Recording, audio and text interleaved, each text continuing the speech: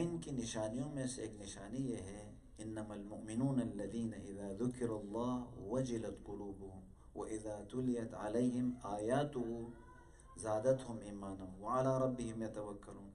آیات الہیہ، خدا کی نشانیاں، چاہے تلاوت کے ذریعے سے ہو، چاہے ظاہری شکل میں ہو، نشانی کے طور پر موجود ہو، ان سب سے جب ایمان ہو تو اس کا حق ادا ہوتا ہے.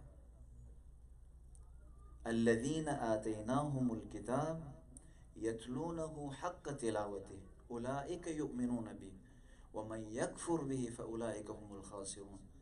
جس کو بھی ہم نے کتاب دی ہے، چاہے آسمانی کتاب جو بھی خدا کی جانب سے ہے، یتلونہ حق تلاوتہ، اس انداز میں تلاوت کرتے ہیں جس طریقے سے تلاوت کا حق ہے، اس حق کو ادا کرتے ہیں.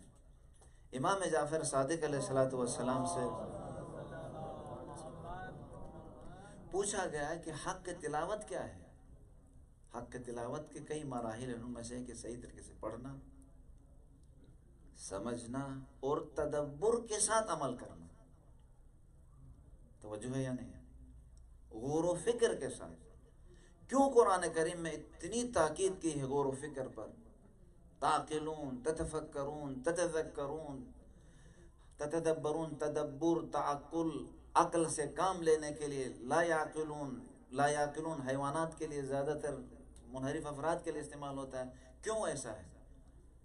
حتیٰ یہ عزاداری سید الشہداء، شعائر الہیہ، حج کو جو عمل بھی ہم انجام دے رہے ہیں، اگر اس میں تدبر نہ ہو، تعقل نہ ہو، غور و فکر نہ ہو، تو کہیں ایسا نہ ہو قرآن بھی پڑھ رہا ہو تو مصروف ہو ایسے ہی کھیل میں، ایک ایسی عادت کے اندر. نماز بھی پڑھ رہا ہے لیکن توجہ نہیں ہے، کیوں نماز پڑھ رہا ہوں؟